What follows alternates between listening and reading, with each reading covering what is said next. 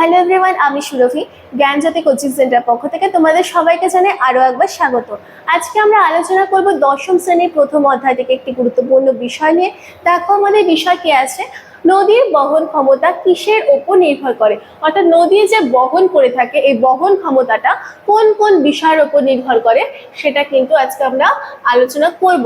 তো প্রথমে দেখো কি আছে, নদীর বহন ক্ষমতা তিনটি বিষয়ের উপর কিন্তু নির্ভর করে থাকে। কোন তিনটি বিষয়? প্রথমটি হচ্ছে নদীর জলের পরিমাণ। নদীতে জলের পরিমাণ বেড়ে গেলে কি হবে, নদীর বহন ক্ষমতা বেড়ে যাবে।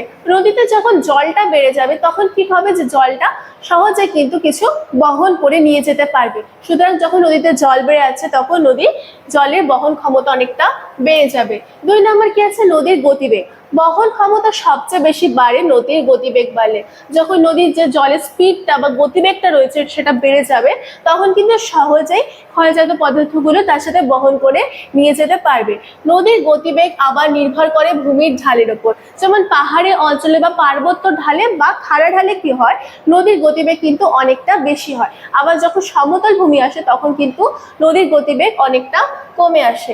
ঢাল যদি বেশি হয় বা ঢাল বেশি হলে নদীর গতিবেগও কিন্তু বেড়ে যায়। ফলে কি হয়, নদীর যে বহন করার ক্ষমতা সেটাও কিন্তু অনেকটা বেড়ে যায়। তাহলে পার্বত্য ঢালে কিন্তু বা যেখানে খাড়া ঢাল রয়েছে সেখানে কিন্তু নদী বহনও বেশি করতে পারে। কারণটা কি, এ সময় কিন্তু নদীর যে গতিবেগ রয়েছে, স্রোতের গতিবেগ সেটা কিন্তু অনেকটা বেশি থাকে। তারপরে কি আছে দেখো, 3 নম্বর যেটা হচ্ছে কারণ রয়েছে নদী বাহিত বোঝার পরিমাণ। নদী বাহিত পাথর আকৃতি যদি ছোট হয় তাহলে কি হবে, নদীর বহন ক্ষমতা কিন্তু অনেকটা বেড়ে যাবে। নদীর যে পদার্থগুলি বহন করে নিয়ে আসে তার সাথে, অর্থাৎ ক্ষয়জাত যে পদার্থগুলি তার সাথে বহন করে নিয়ে আসে, সেই বহনজাত পদার্থগুলি যদি আকারে বা সাইজে ছোট হয় তাহলে কি হবে, নদীর জলে কিন্তু সেই পদার্থগুলি বহন করতে খুব সুবিধা হবে। তাহলে যদি আকারে ছোট হয় তাহলে কি হবে, বহন ক্ষমতা বা নদীর যে বহন করার শক্তিটা সেটা কিন্তু অনেকটা বেড়ে আসছে। আবার তা বড় হলে কি হয়, নদীর বহন ক্ষমতা কমে আসে।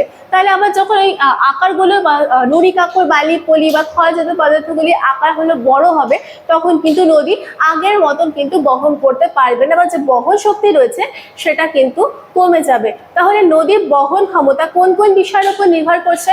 প্রধান 3টি জিনিস কি কি? নদীতে জলের পরিমাণ। নদীতে জলের পরিমাণ যদি বেশি হয় তাহলে কি হবে, নদীর বহন ক্ষমতা বাড়বে। আবার যদি জলের পরিমাণ কম হয় তাহলে কি হবে, নদীর বহন ক্ষমতা কিন্তু কমে যাবে। 2 নম্বর কি আছে, নদীর গতিবেগ। নদীর গতিবেগ যদি বেশি হয় তাহলে কি হবে, নদীর বহন ক্ষমতা বেড়ে যাবে। নদীর গতিবেগ কোথায় বেশি হয়?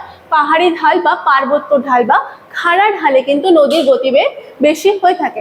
আবার যেখানে হচ্ছে বা সমতল ভূমিতে নদীর গতিবেগ হচ্ছে অনেকটা কম থাকে, সেই সময় কিন্তু আবার বহন ক্ষমতা বা বহন করার যে শক্তি সেটা কিন্তু কমে যায়। 3 নম্বর কোনটা রয়েছে দেখো, নদী বাহিত বোঝার পরিমাণ।